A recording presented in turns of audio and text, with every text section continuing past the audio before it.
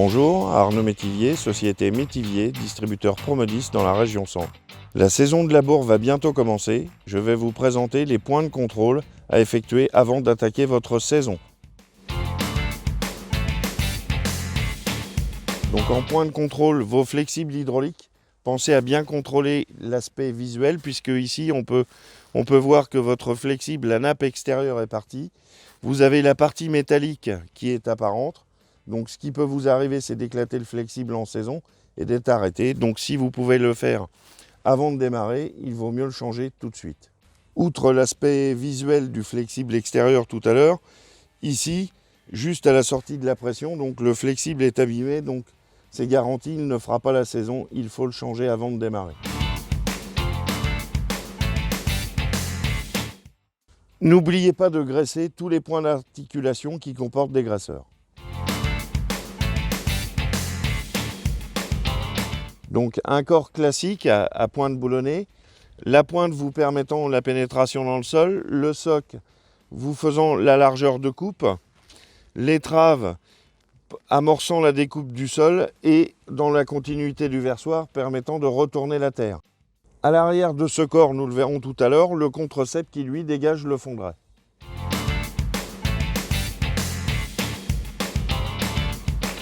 Ici, la pointe qui commence à être usée, affinée, peut casser et poser des soucis pour la pénétration dans le sol.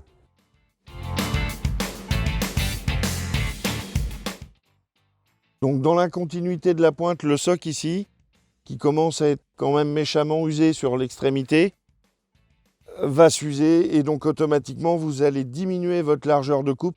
Donc vous ne ferez systématiquement pas du bon travail. Donc là, il faut aussi changer cette pièce-là.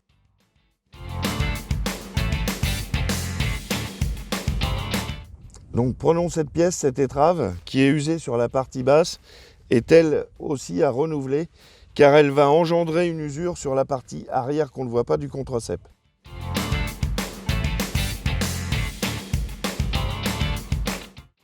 Ici donc votre versoir qui accompagne le flux de terre, le retournement de terre, qui lui peut se creuser, voire se percer dans le milieu.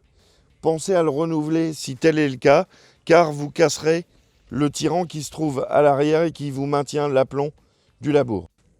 Une usure sur ce versoir, comme ici sur l'arrière, peut aussi vous indiquer que votre charrue est mal réglée.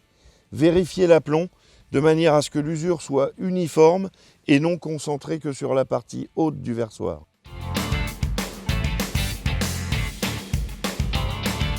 Ici, soc de rasette et versoir de rasette qui vous permet d'enterrer les résidus végétaux doit toujours avoir la même largeur que le haut du versoir et avoir une hauteur raisonnable pour permettre de faire du bon travail. Donc sur cette rasette, si vous allez trop loin dans l'usure, vous risquez d'user votre support de rasette et de ne plus pouvoir l'aboulonner.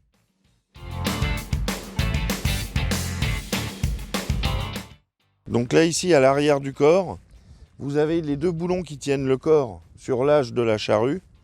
Ce qu'on peut remarquer, c'est une usure assez avancée des boulons, due à un changement trop tardif, soit des contre-ceps, soit des étraves.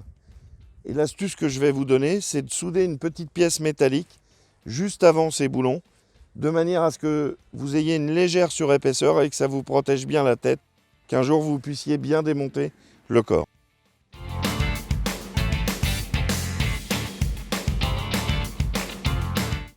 Il nous reste à contrôler maintenant le jeu qu'il pourrait y avoir dans la roue de jauge. Donc pour ceci, nous allons lever la charrue.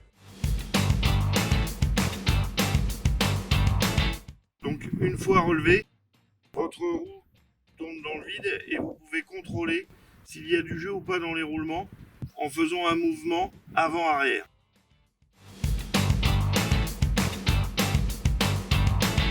Point de contrôle très important, le jeu que vous pourriez avoir dans la tête de la charrue, ici.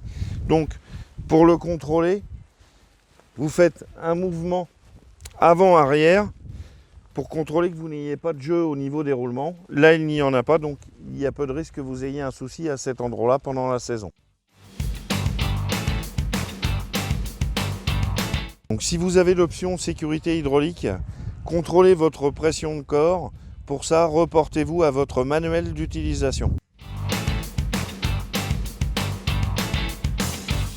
Donc à titre de comparaison, ici une pointe usée et ici une pointe neuve.